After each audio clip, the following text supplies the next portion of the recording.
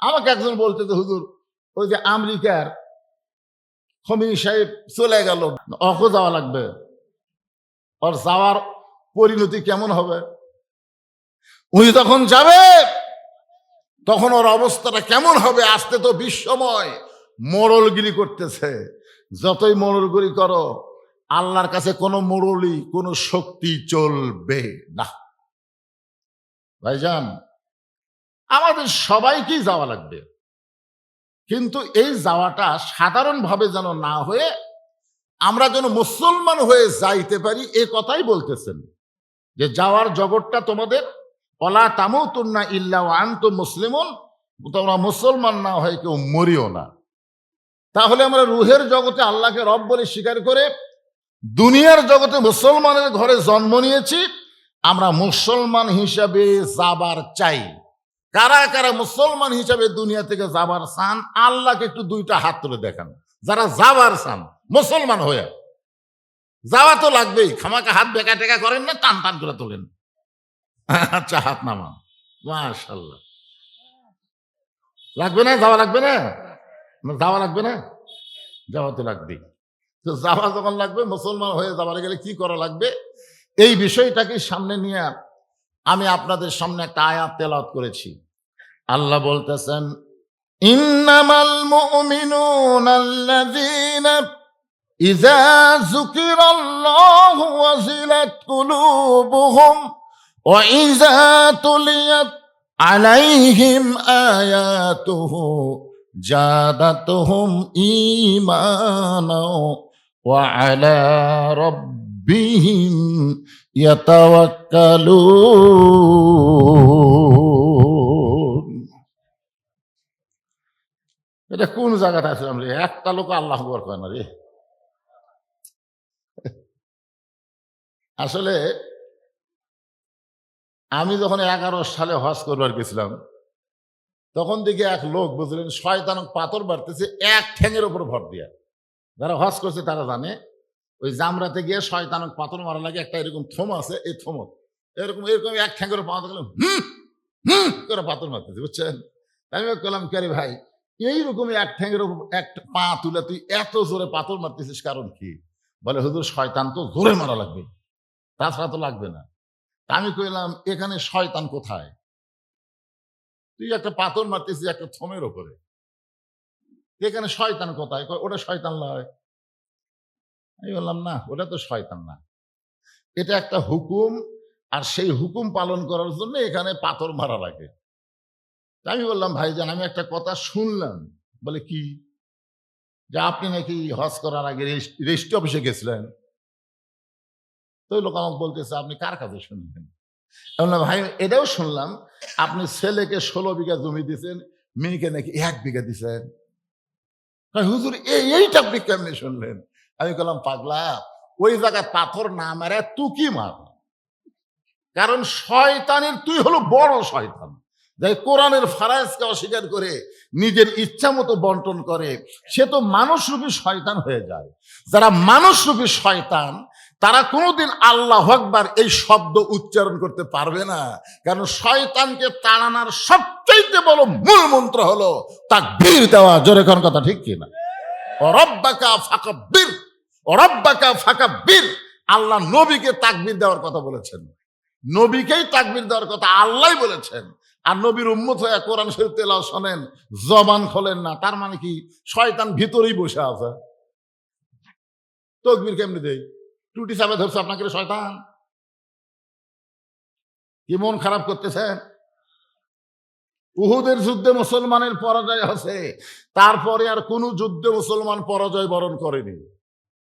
সামনে মুসলমানের বিজয় আসতেছে, এজন্য এখন থেকে একটু সাইজ হন, সাইজ হন। যাওয়া লাগবি তো, এখান থেকে বাড়ির যাওয়ার কোনো গ্যারান্টি কারো আছে নাকি? আজকে একটা তাকবীর হতে পারে আপনার জান্নাতের দরজা খোলার কারণ। লিল্লাহে তাকবীর। দেখেন তো, পারেন তো আপনারা? পারবিলে শুটকি। আল্লাহ, মুমিন কারা? আল্লাহ বলতেছেন কারা মুমিন? পাইকারে হারে সবাই তো মুমিন না।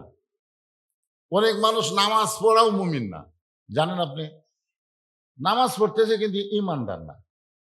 আল্লাহ কোরআনে বলেন, ওয়ামিনান নাসি মান ইয়াকুলু আমান্না বিল্লাহি ওয়া বিল ইয়াউমিল আখিরি ওয়া মা হুম বিমুমিনিন।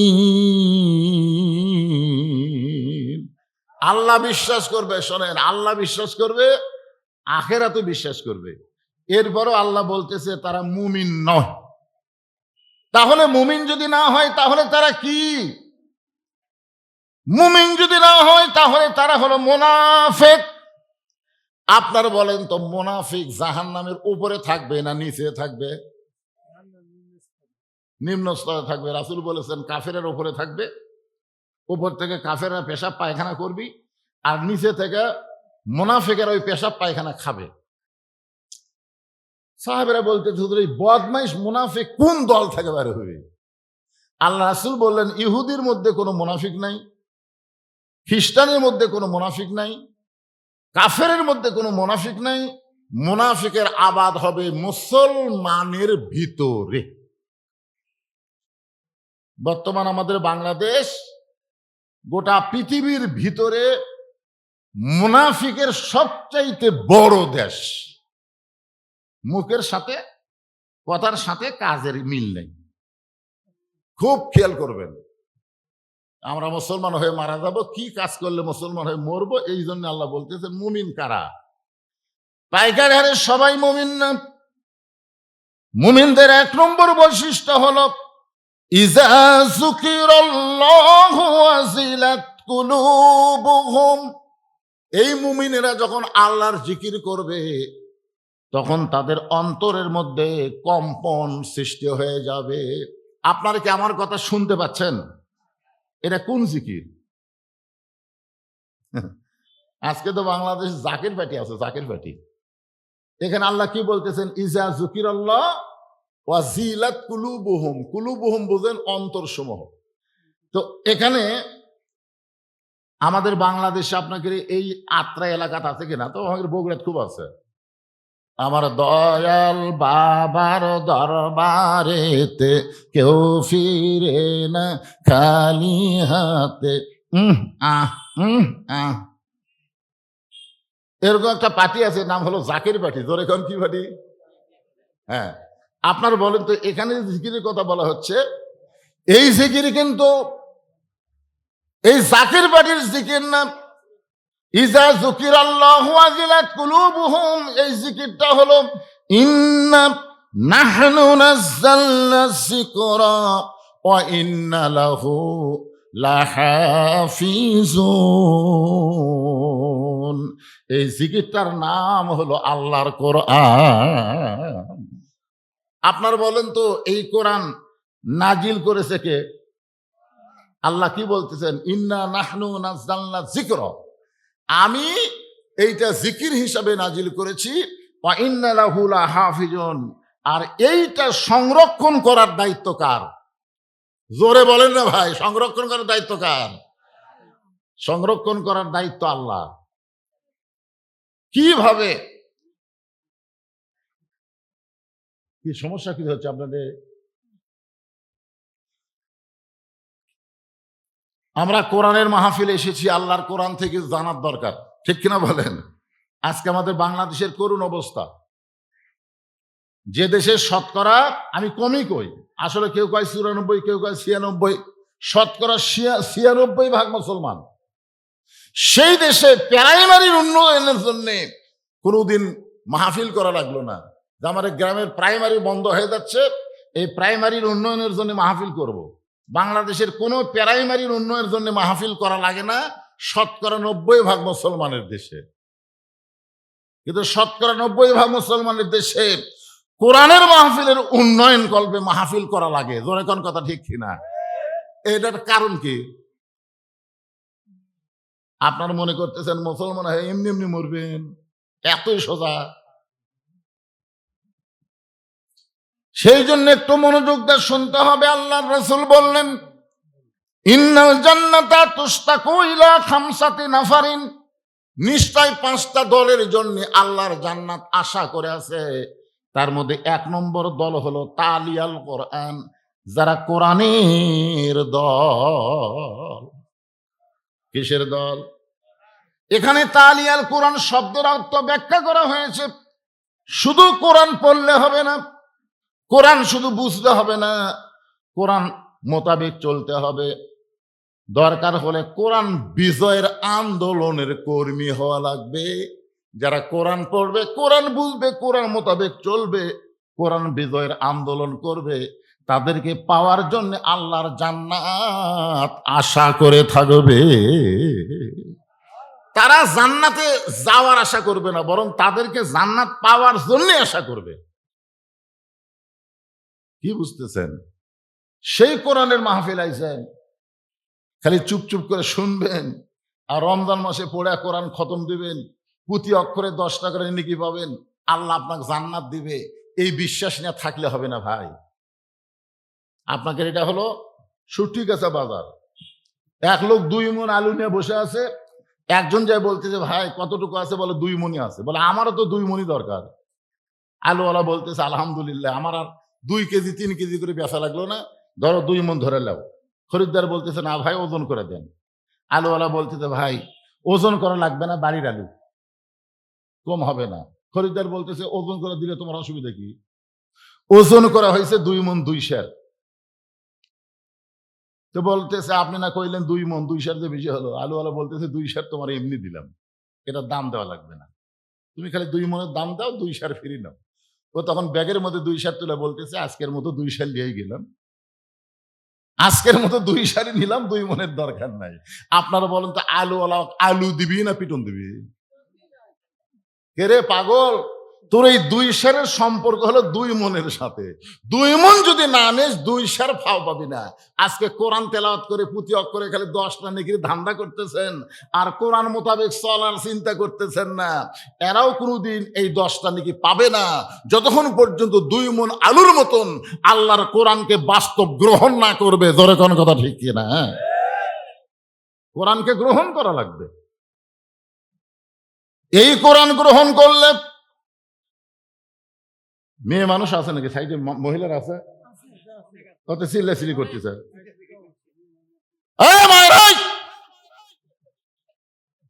আপনাকে ওয়াজ আছে তো?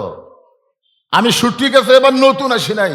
প্রত্যেক বছর আমি 3 শ্রেণীর লোকের ওয়াজ করি। একটা হলো যুবকদের, একটা হলো আমাকের মতন বুড়াকেরে, আর একটা হলো মহিলাদের। ঠিক কিনা বলেন? আমার ওয়াজের মধ্যে সব খাওয়া আছে, কোনো খাওয়া বাদ নাই। যে খালি গোস্ত খাবেন তা না, গোস্ত আছে, মুরগি আছে, সব আছে। এই জন্য মায়েরা চুপ করেন, জবান বন্ধ রাখেন। আপনাদের মুখের কথা পরপুরুষ শুনতে পারলে পর্দার খেলাফ হবে। তাহলে কি বলতেছিলাম? ইজা যুকিরাল্লাহু ওয়াজিলাত কুলুবুহুম, এই কোরআনের জিকির যখন কেউ করবে তখন আল্লাহ তাআলা তার অন্তরের মধ্যে তড়পড়ানি শুরু করে দেবে। অন্তরের তড়পড়ানি হলো 80 নাই। এই যে আইসি ছুটি গাছা, বাড়ি বন্ধ যাবার পারবো? পারবেন? প্রত্যেকটা ধাপে ধাপে আপনি থাকার চিন্তা করবেন না, যাওয়ার চিন্তা করবেন। প্রত্যেকটা নিঃশ্বাসে প্রশ্বাসে আপনি বিশ্বাস করবেন আমার যতটুকু হায়াত ছিল সে হায়াত থেকে আমার 1 ঘন্টা কমে গেল। রাত যখন এখন বাজতেছে 11:15 বাজতেছে, আজকে আমার হায়াত থেকে রাতের 11:15 পর্যন্ত শেষ হয়ে গেল। 1 মিনিট পরে আবার আর 1 মিনিট শেষ হয়ে গেল। 1 ঘন্টা পরে 1 ঘন্টা শেষ হলো। 1 রাত পরে 1 রাত শেষ হয়ে গেল। মানে আমি যতটুকু হায়াত নিয়ে দুনিয়াতে এসেছি সেখান থেকে আমার অন্তরের মধ্যে এমন একটা চিন্তা হবে, তড়পানি হবে, প্রতি সেকেন্ডে সেকেন্ডে, মিনিটে মিনিটে, ঘন্টায় ঘন্টায় আমি মৃত্যুর দিকে হাঁটতেছি। কথা বলেন না কেন যুবক? তোমরা মনে করতেছো আমরা যুবক? আমি কি তোমাদের মতন যুবক ছিলাম না? আমি কি তোমাদের মতন যুবক ছিলাম না? তোমরা কি আমার মতন বুড়ো হবে না? চিন্তা করতে হবে প্রত্যেকটা ধাপে ধাপে, প্রত্যেকটা মিনিটে মিনিটে যে আমি আমার হায়াতকে শেষ করে আমি অন্ধকার কবরের দিকে হাঁটতেছি। আল্লাহ বলতেছে চিন্তা লাগবে না, সে আয়াতটাই তো তুলে ধরেছি। ওয়াইজা তুলিয়াত আলাইহিম আয়াতুহু জাদাতুহুম ঈমানা। মুমিনদের 2 নম্বর বৈশিষ্ট্য হলো এই কোরআনকে যখন তারা তেলাওয়াত করবে, এই কোরআনকে যখন তারা গ্রহণ করবে, তখন আল্লাহ তাআলা তাদের ঈমান বাড়ায়া দিবে। একজন আল্লাহর বান্দা নাম হলো মীর কাসেম আলী। মীর কাসেম আলীর কাছে উকিল গিয়ে বলতেছে, স্যার আপনি কি জানেন আজকে রাত 12টায় আপনার ফাঁসি হবে? আজকে রাত 12টায় আপনার ফাঁসি হবে। কি হবে? মীর কাসেম আলী মুস্কি মুস্কি হাসতেছে। রাত 12টায় যার ফাঁসি হবে উকিল বলতেছে। এমন সময় মুস্কি মুস্কি হেসে বলতেছে, উকিল এখন রাত কয়টা বাজে? বলে এখন রাত 9:30 বাজতেছে। মীর কাসেম আলী আল্লাহর শুকুর আদায় করে বলতেছে, এখনো আল্লাহ তাআলা 2.5 ঘন্টা পর আমার ফাঁসির ব্যবস্থা করেছে। এখন আমার হায়াত কয় ঘন্টা? মানে ফাঁসি হিসাবে কয় ঘন্টা? 2.5 ঘন্টা। তো উকিল সাহেব আমি খামাকা 2.5 ঘন্টা বসে থেকে কি করব? আল্লাহ বলেছেন, লাইলান লিবাসা নাওমাকুম সুবাতা। রাত হচ্ছে তোমাকে অন্ধকারের চাদর, আর ঘুম হচ্ছে তোমাদের নিয়ামত। জোরে খান সুবহানাল্লাহ। তাহলে খামাকা এই 2.5 ঘন্টা আমি বসে থেকে কি করব? তো উকিল বলতেছে, আপনি কি করবেন? বলে আমি 2 ঘন্টা তাহলে ঘুম পাড়ি। 2 ঘন্টা ঘুম পাড়ার পরে যদি চেতন না পাই, তুমি যদি চেতন থাকো তাহলে আমাকে একটু ডাক দিও। কথাটা গুরুত্ব দিয়ে শুনবা যুবকেরা, মনোযোগ দিয়ে শুনবা। 2.5 ঘন্টা পর তার ফাঁসি হবি, সে আবার 2 ঘন্টা ঘুম পাড়বি, চেতন যদি না পায় তাহলে ডাক দিও। উকিল মনে মনে চিন্তা করে, এই ফাঁসির চিন্তা পাগলা হয়ে গেছে, এর কাছে গল্প করে কোনো লাভ নাই। উকিল মন খারাপ করে যখন বাইরে যায়,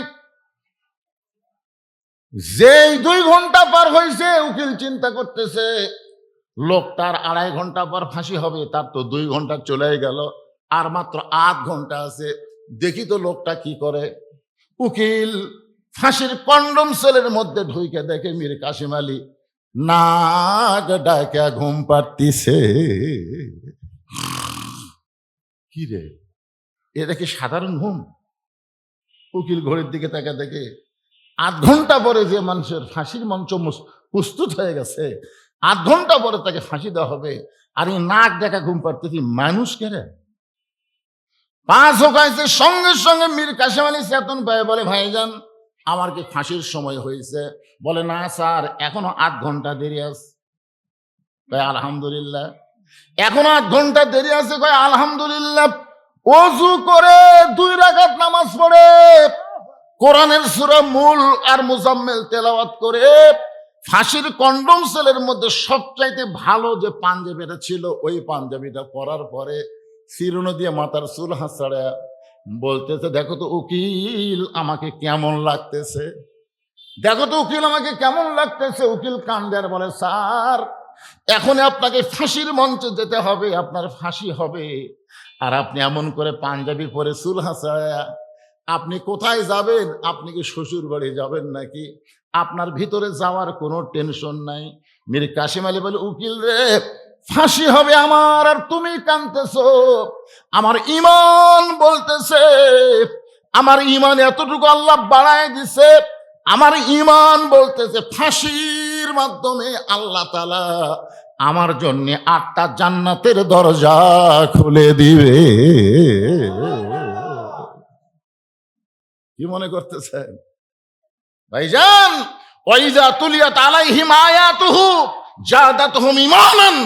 এই কোরআনের সঙ্গে যাদের সম্পর্ক থাকবে আল্লাহ তাদের ঈমান বাড়ায় দিবে, তারা বিশ্বাস করবে থাকার চাইতে যাওয়াই ভালো। এই জ্ঞানজামের বাংলাদেশের থাকার চাইতে ঈমান নিয়ে কি হওয়া ভালো?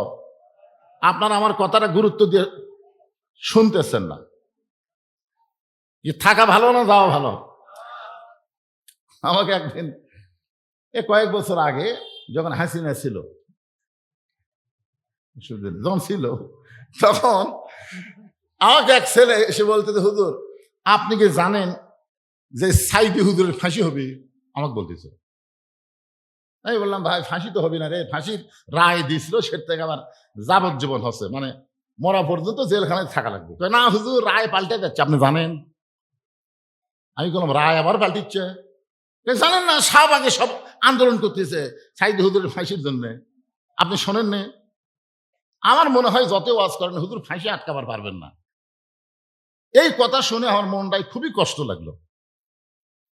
কারণ আমরা যত বক্তা, অধিকাংশ বক্তাই কিন্তু আল্লামা সাইদি হুজুরকে অত্যন্ত মহব্বত করি। জোরে কোন কথা ঠিক কিনা? তো তখন আমি বললাম, ভাই চলেন চা খাই। ও চা স্টলে নিয়ে যে চার দোকানদারকে বললাম 2 কাপ 3 কাপ চা দাও। তো চা আলা বলতে, হুজুর আপনারা মানুষ হলেন 2 জন আর চা 3 দেখেন, আমি খাবো 1টা আর 2টা। তো বলে, হুজুর আমার 2টা কেন? বলে, এত বড় একটা খুশির খবর দিলে, সাইদি হুজুরের ফাঁসি হবে, এই জন্য তোমার চা ডবল। ওই যখন ওই চা খাচ্ছে, 1 কাপ খাই আর 1 কাপ লিবে, তখন আমি বলছি, ভাইজান সাইদি সাহেবের ফাঁসি হবে এটা তুমি আমাকে বললে, কিন্তু তোমার যে মৃত্যু হবে, যেই বলছে তোমার মৃত্যু হবে তখন চুম করছে।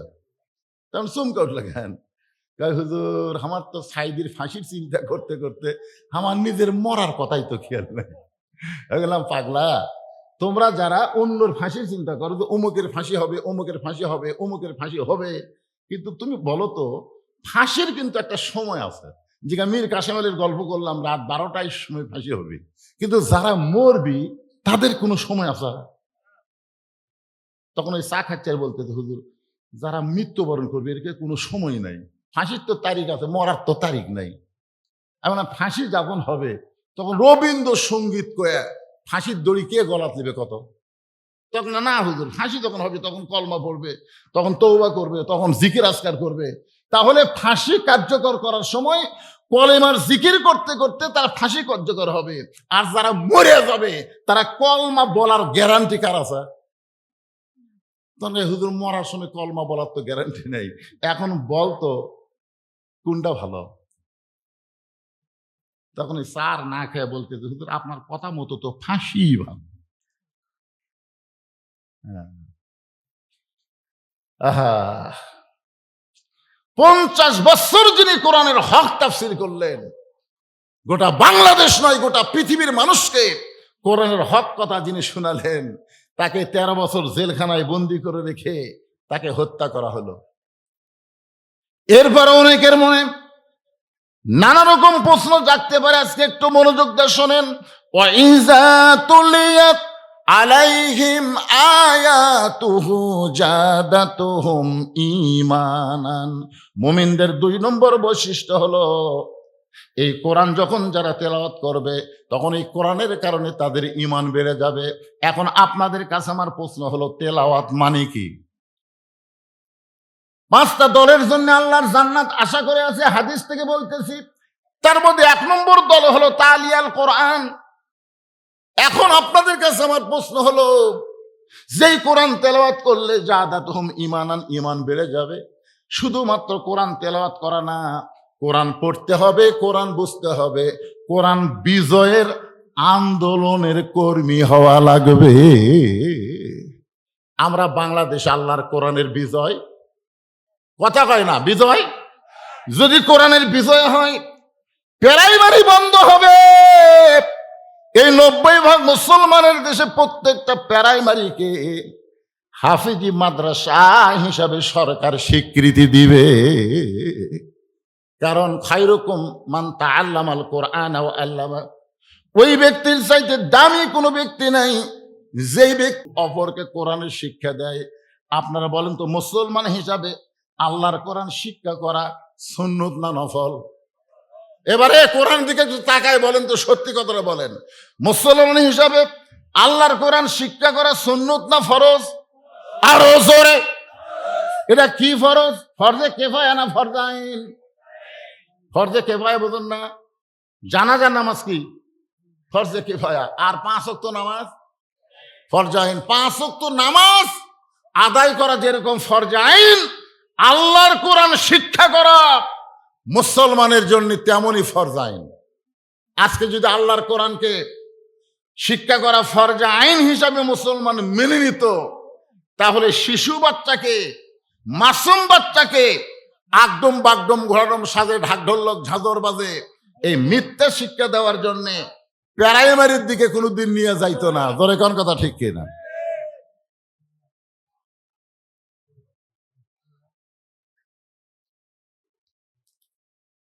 তিনটা বিষয়ে কথা বলবো, এর শেষে হলো আলা রাব্বিহিম ইয়াতাওয়াক্কালুন। বেশি ওয়াজ করবো না, আমার মা বোনদের একটা লাইন করবো, কারণ পরিবেশকেও একটা ভালো দিবার পারতেছেন।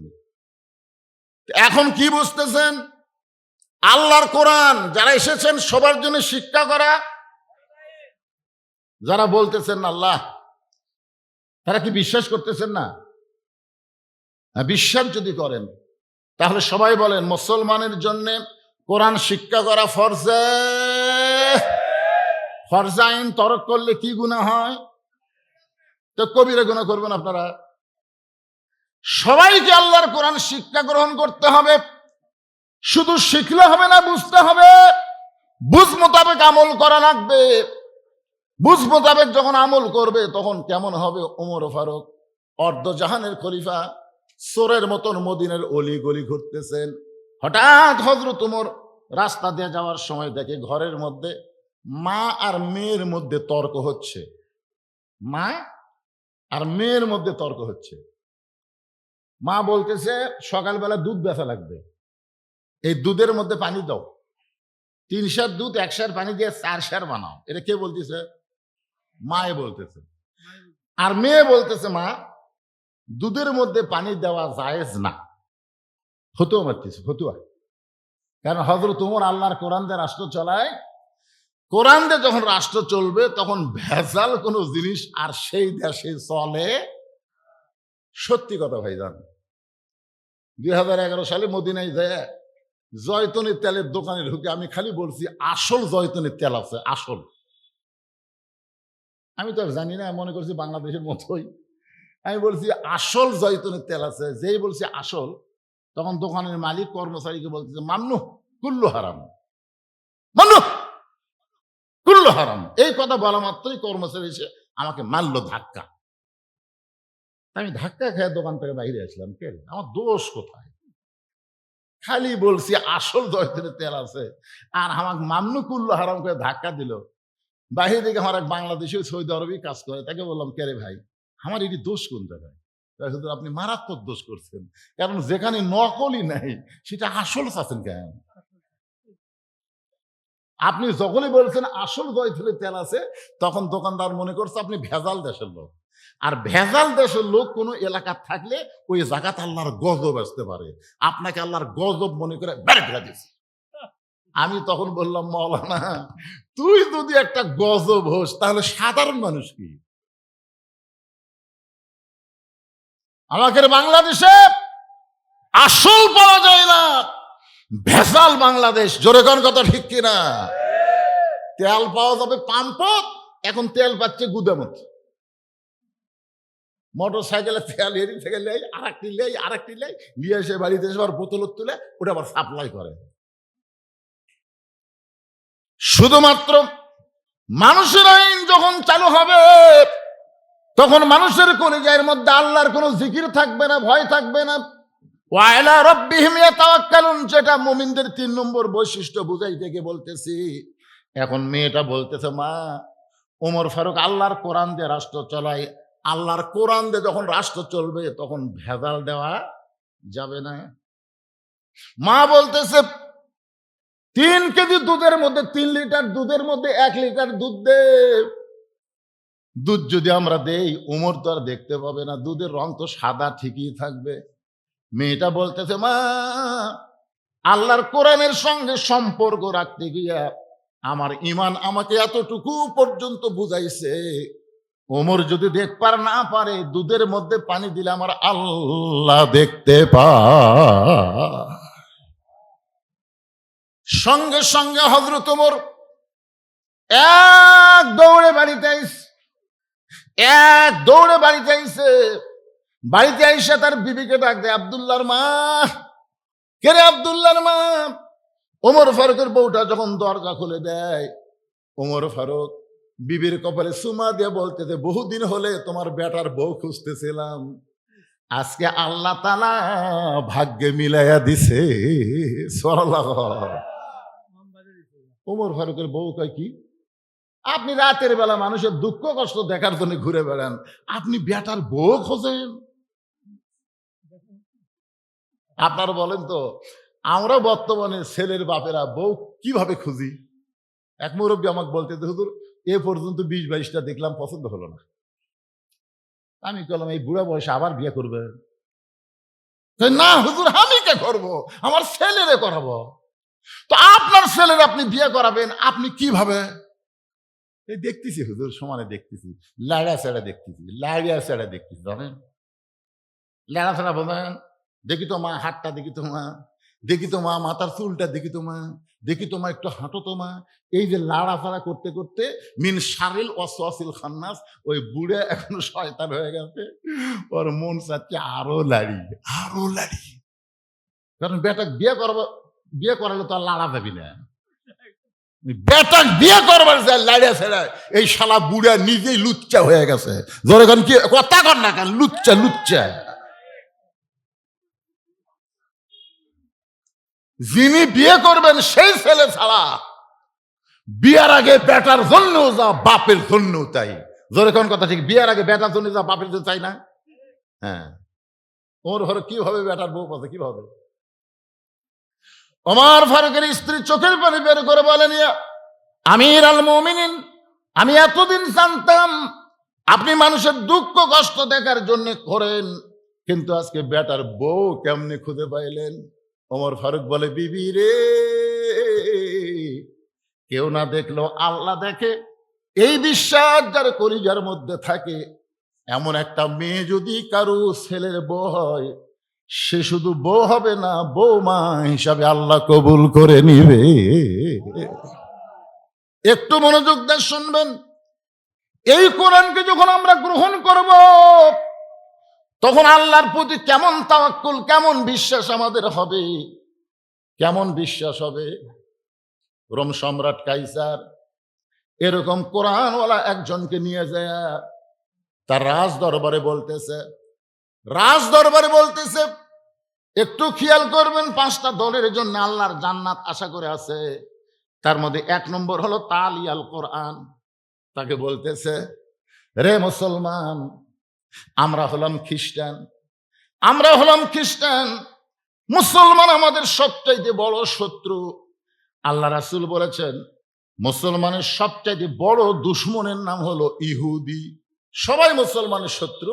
তো 1 নম্বর হলো ইহুদি হলো ইসরায়েল। 1 নম্বর কি? মনোযোগ দিয়ে শোনেন। 2 নম্বর হলো খ্রিস্টান হলো আমেরিকা। 3 নম্বর হলো হিন্দু বৌদ্ধ, এই বিজাতেরা। এটা হলো ভারত। আমাদের রাষ্ট্রে এখন কি গল্প হয় জানেন? এক দল কয় আমেরিকা আমাদের সাথে আছে, সাইড থেকে আর এক দল কয় ভারত আমাদের সাথে আছে। এখন আপনারা যারা কোরআনের মাহফিলে বসেছেন, আপনারা বলেন তো আমাদের সাথে কি আছে? না, এটা কর পারতেছেন না তো। এখন এই যে তেল কিনবার গেলে বাংলাদেশের তেল সংকট চলতেছে, এই তেল কিনবার গেলে নাকি আমেরিকার থেকে অনুমতি নিয়ে তারপরে কিনা লাগবে। এই কি বুঝতেছেন? এখন আজকে এখানে ক্লিয়ার করা লাগবে আমাদের সাথে কে আছে, সেটা ক্লিয়ার করা লাগবে। আল্লাহ যদি আমাদের সঙ্গে থাকে তাহলে আমাদের অবস্থাটা কি হবে? এই কিছুদিন আগে আপনারা দেখলেন ফেসবুকে ভারতের একজন নেতা বলতেছে, বাংলাদেশকে গিলা খাতে আমাকে 15 মিনিট টাইম লাগবে। কয় মিনিট? 15 মিনিটই নাকি বাংলাদেশ গিলে খাবে। একবার যদি ওরা ধর বলে তাহলে বাংলাদেশ পলানোর কোনো জায়গা পাবে না। একদিক দিয়ে বাংলাদেশ পলাবে, সেইটা হলো সাগর। বাংলাদেশের সব মানুষ তো আর সাঁতার জানে না। এখন আপনি কি করবেন? একটু মনোযোগ দিয়ে শুনবেন। আমরা এমন একজন জাতির পিতা পাইছিলাম, নিচে নমরুদ আগুন দাউ দাউ করে জ্বলতেছে, আমাদের জাতির পিতা হযরত ইব্রাহিমকে চড়কের উপর বসে রাখছে, বাবা আজও রশি ধরে টানতেছে। আমাদের জাতির পিতা, কার জাতির পিতা?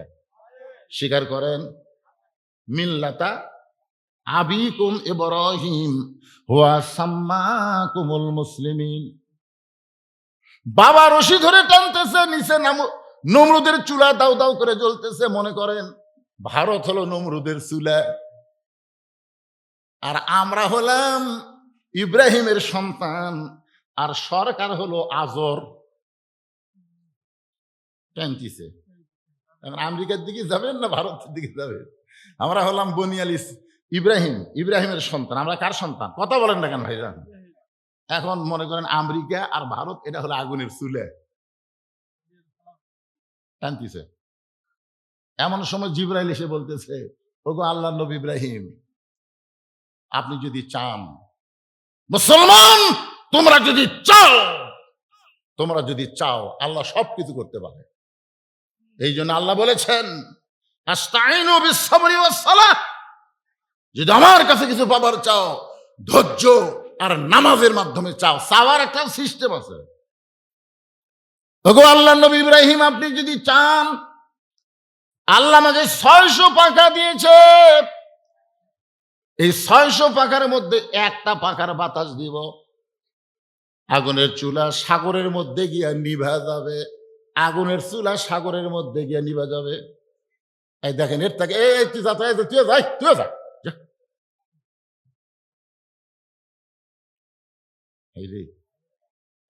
এই ছেলেগুলা এই সাইডকে দোকান টোকান মেলা টেলাও আছে নাকি?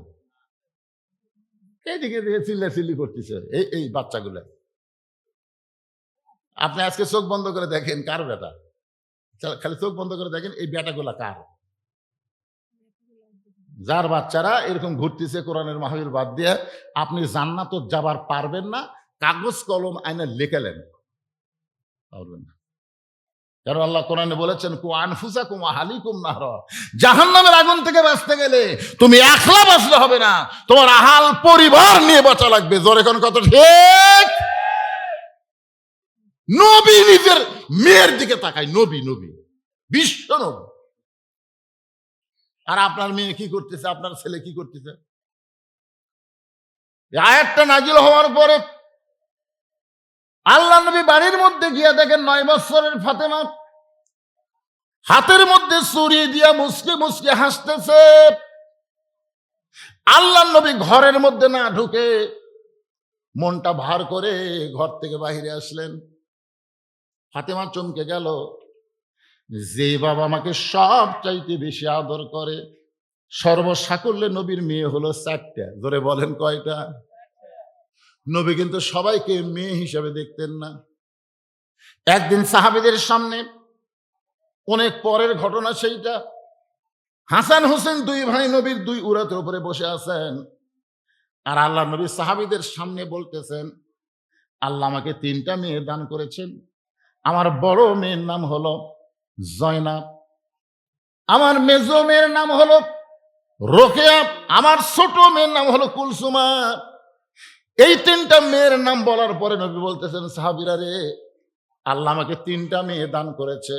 আমার বড় মেয়ের নাম হলো জয়নাব, আমার মেজো মেয়ের নাম হলো রোকেয়া, আমার ছোট মেয়ের নাম হলো কুলসুমা। সাহাবীরা সবাই তো চিন্তা করে নবীর মেয়ে হলো 4টা। ধরে কর নবীর মেয়ে কয়টা?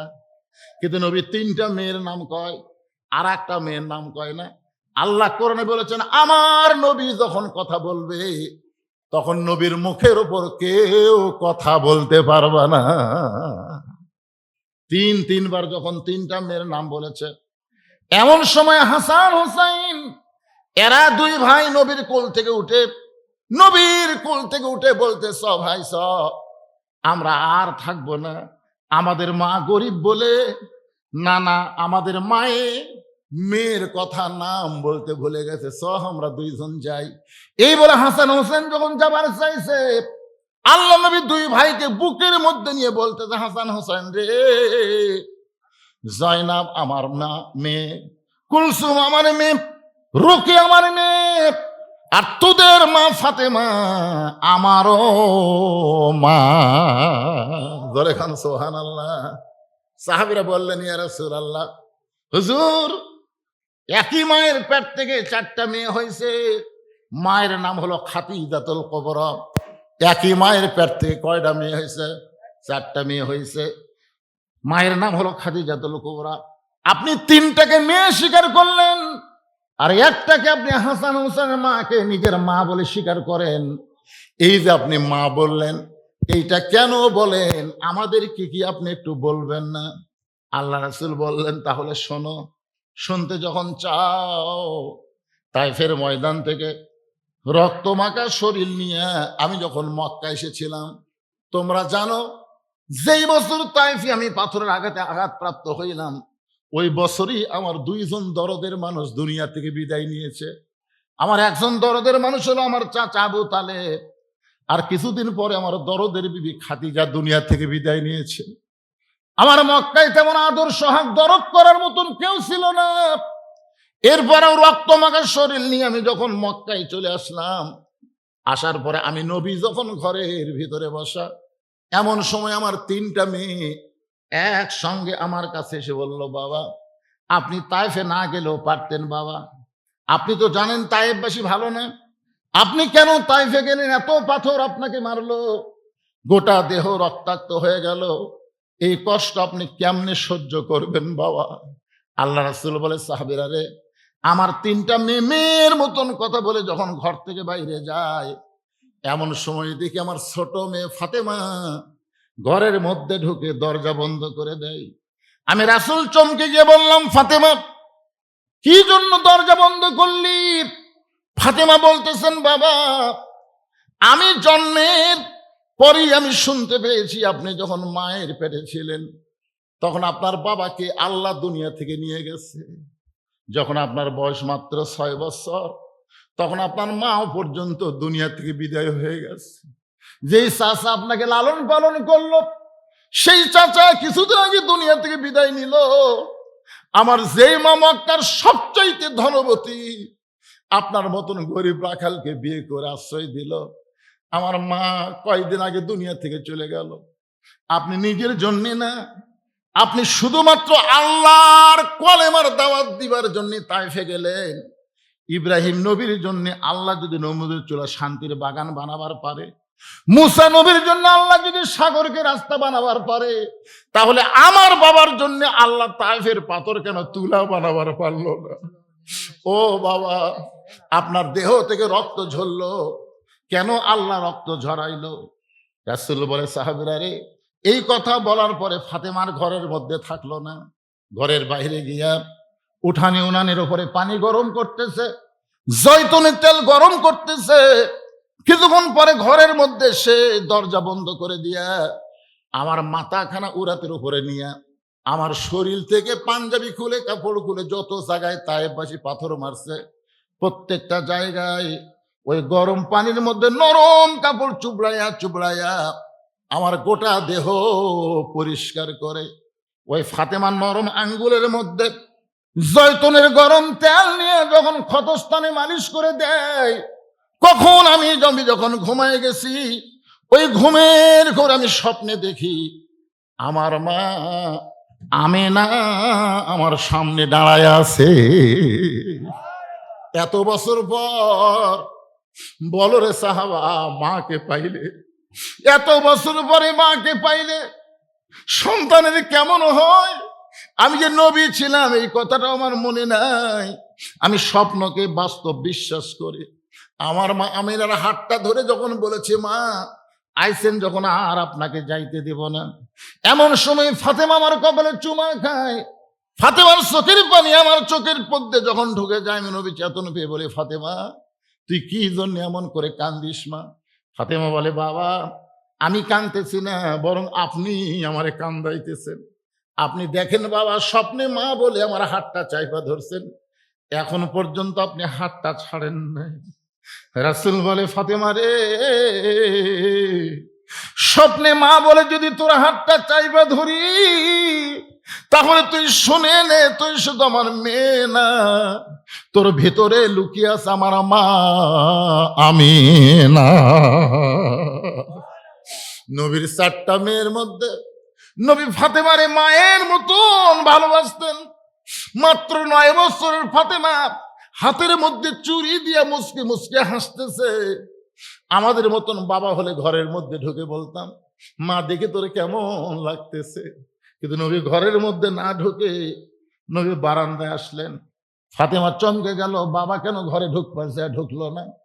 বারান্দায় গিয়ে দেখে নবীর চোখ দিয়া দর দর করে পানি পড়তেছে। ফাতেমা হাঁটু গেড়ে বসে বলে, বাবা কি কষ্ট আপনার মনে, এমন করে আপনি কেন কাঁদতেছেন?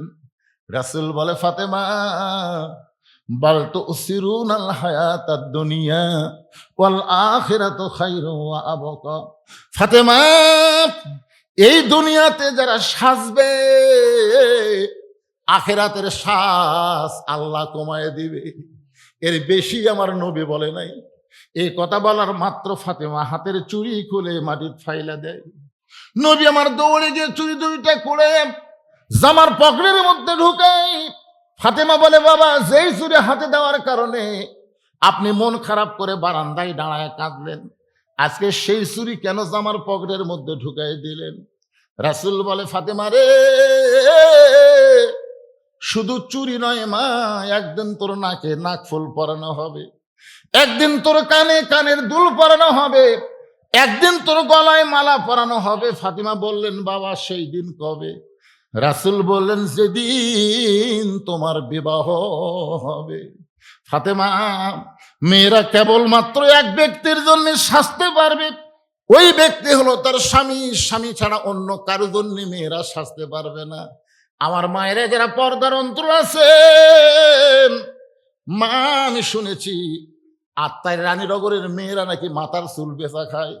ও মা, মেয়েরা মারা গেলে মেয়েদেরকে 5টা কাফন দেওয়া লাগে। তার মধ্যে একটা কাপড় হলো মাথা বান, একটা হলো সিনা বান, আর 3টা কাপড় হলো পুরুষের মতন পরাতে হয়। তাহলে মরার পরে মেয়েদের মাথা যদি বান্ধা লাগে, সেই মাথার চুল যদি মেয়েরা বেচা খায়, ওই মেয়েরা কিন্তু জান্নাতে যাবার পারবে না। আমার মায়েরা মাথার চুল পর্দার মধ্যে রাখতে হবে, নিজের স্বামী ছাড়া অন্য কোনো পরপুরুষ যেন মাথার চুল না দেখে। এইটাই হলো নারীদের একটা পর্দার হুকুম। জোরে কোন ঠিক কিনা? আপনার বাচ্চারা এই যে ছেলেরা খেলতেছে, দৌড়াদৌড়ি করতেছে, এই যে আপনার ছেলেরা, আপনি খেয়াল করতেছেন না যে আমার ছেলে 12 বছর বয়স, 13 বছর বয়স, এই বয়সে একটু এরকম করবি, এই বয়সে এরকম করবি, এটা তো আপনার কথা বলে হবে না। রাসূল কি বলে আগে সেটা দেখা লাগবে। আল্লাহ রাসূল বলতেছেন 7 বছর থেকে, খেয়াল করেন কয় বছর, 7 বছর থেকে নামাজের তালিম দাও, আর 10 বছর থেকে জোর করে, এই যে দুটো বসে আছে, এই দেখেন, এই দুটো বসে আছে, কি সুন্দর। বিশ্বাস হচ্ছে না? খোঁজলে দেখেন, আপনার বিশ্বাস যদি না হয় এই দুটো খোঁজলে দেখেন, এরকে মাও ভালো, ভালো মায়ের পেটের সন্তান। এরা জন্মের সময় 14 আনা ভালো হয়ে জন্ম, 2 আনা পরে ভালো, আর পায়না বাকি থাকলো। বুঝতেছেন না? মায়ের পেটের বাচ্চা আছে, মা যখন নামাজ পড়বার যায়, 4 মাসের বাচ্চা নিয়ে মা যখন রুকুর থেকে সেজদাত গেছে, এমন সময় ফেরেশতারা বলতেছে, আল্লাহ দেখো তোমার বান্দি নামাজ পড়তে যায়, পেটের বাচ্চা পেটের মধ্যে দমড় খাচ্ছে, আল্লাহ বাচ্চার কি কষ্ট হচ্ছে না? আল্লাহ বলে, এই ফেরেশতা সাক্ষী থাক, যেই মা পেটে বাচ্চা নিয়ে নামাজ পড়তেছে, এ মা শুধু নিজে নামাজ পড়তেছে না, পেটের বাচ্চাকেও নামাজি বানায়া দিচ্ছে। এই যে হোটেলের দৌরাত রমজান মাসে পর্দা দিয়ে ভিতরে তারা খায়, আপনি খেয়াল করে বিশ্বাস করেন, যারা রোজার মাসে দিনের বেলা খায়, ওরকের মা ওই যখন মায়ের পেটে ছিল তখন রমজান মাসে রোজা ছিল না। খোঁজলে দেখেন, একের বাস্তব 100 হবে। আমার এলাকার এক ছেলে কয়, হুজুর 11 মাস আমার খিদা কম, রোজার মাসে খালি খিদা লাগে। তাই বললাম, তোর মা বাসা আছে? আছে, তো মায়ের কাছে যা। মা কেমনি জানবি? আর যাস না কেন? ওই মায়ের কাছে গিয়ে বলতেছে, মা 11 মাস আমার খিদা কম, রোজার মাসে খিদা এত বেশি কেন? ওর মা বলতেছে, জিব্বাত কামড় দিয়ে এই গোপন খবর। মা কি খবর? বলে, সর্বনাশ করছে তোর দাদি। তুই যখন পেটে আসলি রমজান মাসে, তোর দাদি হক বলতেছে, বৌমা এবার যেন রোজা থাকো না, রোজা থাকলে পেটের বাচ্চা শুকে দেবে, খালি তুই তাজা থাকার জন্য আমি রোজার মাসে খাচ্ছি রে। আমিও খাচ্ছি, তুইও পেটের মধ্যে খাইছ, এই জন্যই তুই পেটের মধ্যে থেকে মাল হইয়া বাড়াচ্ছে, মাল হইয়া। আজকে যেই বাচ্চারা দৌড়াদৌড়ি করতেছে, কোরআনের মাহফিল বসতেছে না, বিশ্বাস করেন ওই যখন মায়ের পেটে ছিল, ওর মাও তখন পেটও দিয়ে গোটা পাড়া ঘুরিয়েছে, ওই পেটের মধ্যেই ঘরুনি ব্যারাম পাতে, ওই এই জায়গায় বসবি। একজন খ্রিস্টান, নেপোলিয়ন বলেছে, খ্রিস্টান বলেছে, তোমরা যদি ভালো একটা সন্তান চাও, ভালো একটা মায়ের দরকার।